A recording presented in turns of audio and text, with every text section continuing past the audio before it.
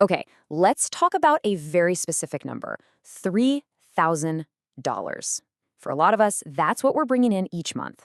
So in this explainer, we're going to lay out a super simple, actionable plan to get a real handle on that number and actually make it work for you. Does this sound familiar?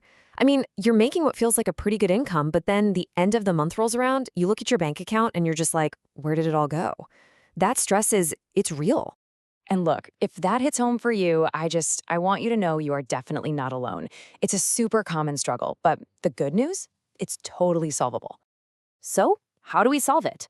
Well, it all starts by getting real about the single most important number in your financial life. And you know what? It's probably not the number you're thinking of. So, here's the absolute key. That $3,000 figure, that's your gross income before the government gets its piece. After taxes, Social Security, maybe some healthcare deductions, your net pay, your actual take-home pay, is going to be a lot closer to $2,400. And that is the number that really, truly matters for our budget. So from here on out, every single thing we talk about, every calculation we make, is going to be based on that realistic $2,400 figure. Think of it as our starting line. This is the real money we have to work with. All right, now for the fun part. Let's talk about the framework that's going to bring some sanity to all this chaos. It's called the 50-30-20 rule. And honestly, it's like a simple, powerful blueprint for telling your money exactly where it needs to go. So here's how it works, and it's so simple. You just divide your take-home pay into 3 buckets. 50%, that's for the absolute must-haves, your needs. 30% is for all the fun stuff, your wants. And that last, powerful 20%, that's dedicated to your future. We're talking savings and crushing debt.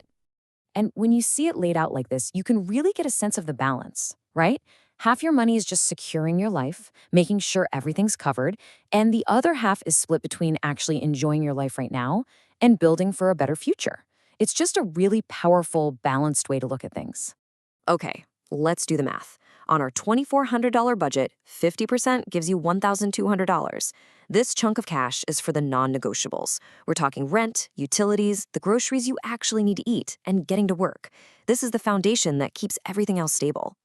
Next up, 30% for your wants, which works out to $720.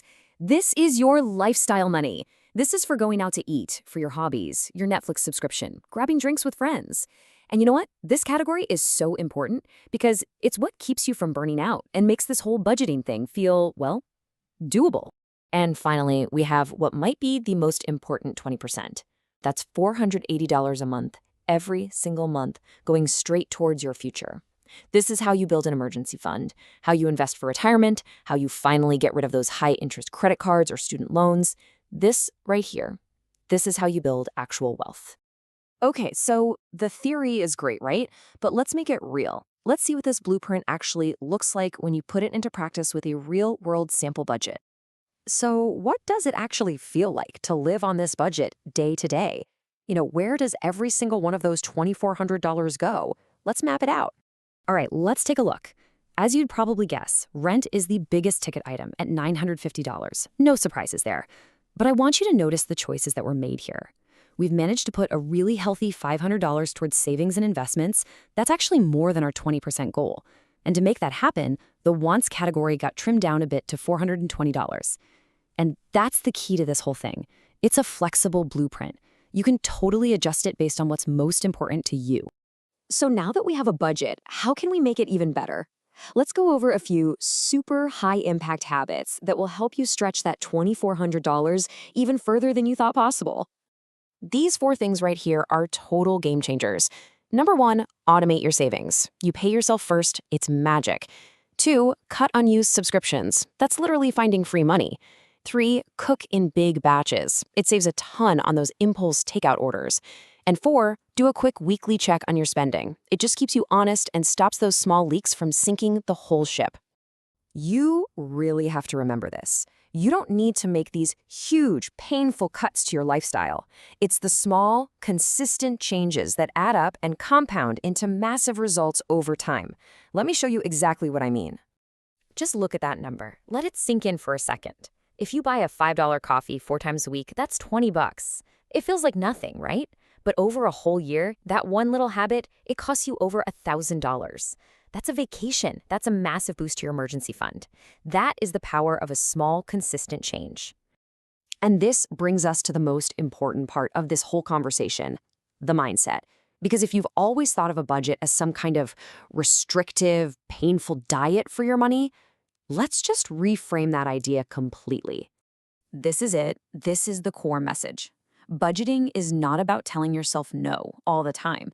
It's about giving yourself the power to tell your money where to go so you can confidently say yes to the things that you actually care about. And this is what that control gets you. It gets you freedom. It's freedom from the stress of wondering if you can cover your bills. It's the freedom to have fun without that little cloud of guilt hanging over you. And it's the freedom that comes from knowing you are actively, intentionally building the future that you want for yourself. Look, your budget is not going to be perfect on day one. You're going to overspend some months, you'll underspend others, and that is totally okay. The goal here is not perfection, it's just consistency. Just keep coming back to your plan, make those small adjustments, and keep moving forward. So, I'll leave you with this one question. Don't worry about reinventing your entire financial life by tomorrow. Just think about one small, manageable change from everything we talked about that you can commit to making today. What's the one thing you can do to start taking back control?